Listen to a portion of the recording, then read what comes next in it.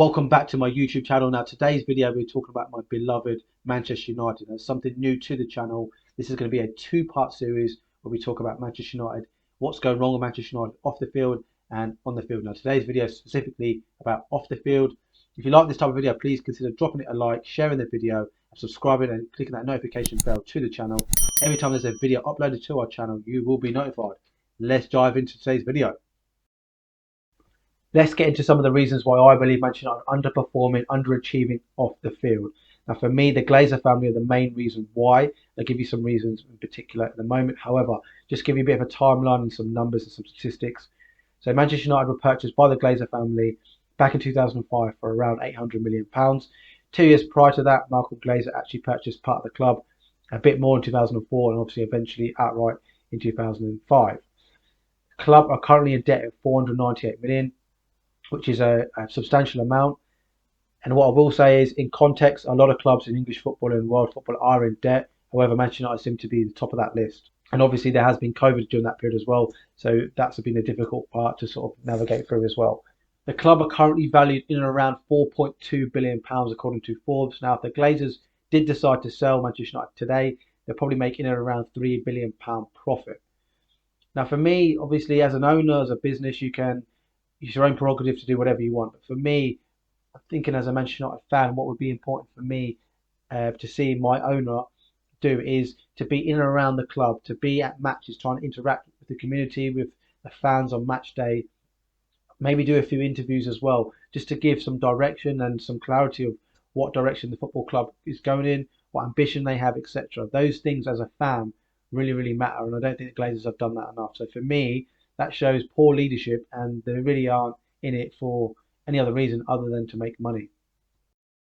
Moving on to the stadium next then. So Old Trafford has a capacity of just over 75,000 people.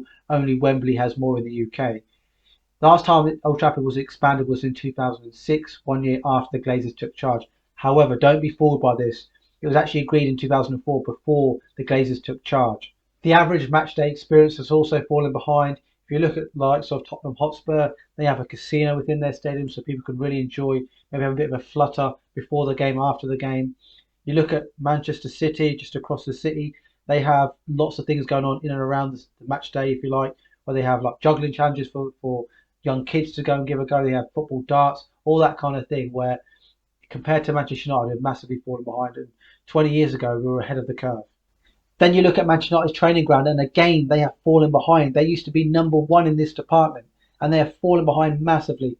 You look at the likes of Leicester City, who built a brand new training complex that has a golf course on there.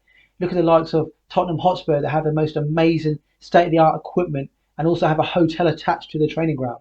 And then you've got Newcastle United, who recently been taken over by a brand new Saudi consortium. They're probably going to absolutely overtake Manchester United's training complex. We have massively fallen behind, and we are no longer the pool that we used to be. Moving on to Manchester United finances next. Now, Manchester United are valued as the fourth highest club in the world, according to Forbes, behind Barcelona, Real Madrid, and Bayern Munich. Now, fourth doesn't seem catastrophic, but you've got to bear in mind, pre-Glazers and in the early years of Glazers, Manchester United were ranked number 1 and number 2 every single year. Maybe the odd year they were third, but now they're down to fourth, and that trend is alarming. Is slowly slipping down, and obviously that's partly to do on the field, but it's also off the field as well, the decisions that the Glazers make.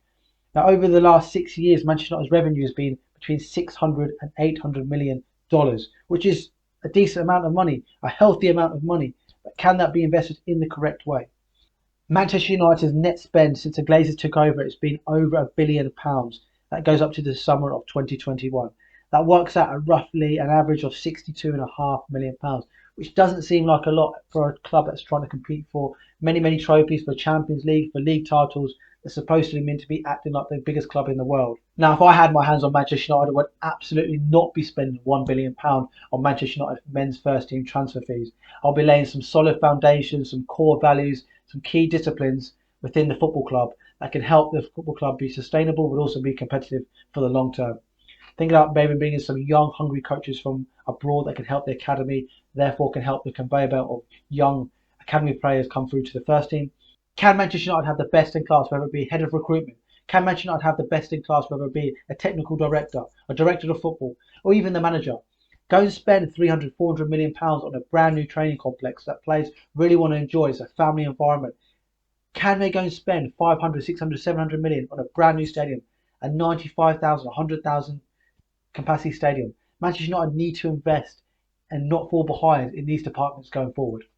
So what you can see in front of you is a table that kind of demonstrates Manchester United's sort of expenditure since 2012 all the way through to the summer of 2021. It also demonstrates what they've recouped, what they've kind of regenerated in terms of sales, and also the net spend during that period as well, versus some of the elite clubs in European football.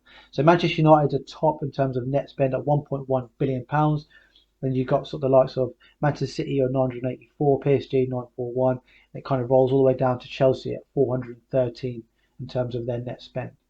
The statistic that kind of alarms me the most is the money we recoup back in sales. So Manchester United at 470 million euros. You look at the likes of Man City 715, Barcelona 980, Juventus 981, Chelsea 1.2 billion. In fact, it's only Aston Villa that are below us in this department.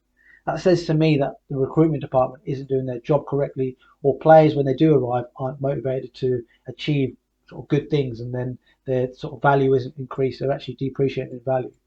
So Manchester United are massively below in that department. Although they're spending the most, or one of the most, and their net spend is actually the most, they're actually recouping back hardly any money as well. So that does not make any business sense at all. There you have it, guys. That is some of the reasons why I believe Manchester United are underperforming, underachieving off the field. I hope you guys enjoyed this video. Please drop some comments and some likes and some thoughts in the comment section below. I love to hear fellow Manchester United fans and also non-Manchester United fans give me some reasons why you think Manchester United are failing off the field. There is going to be a part 2 that's coming out later on this week. Remember, if you like this video, drop it a like and subscribe to the channel, clicking that notification bell also, and we'll see everyone next time round.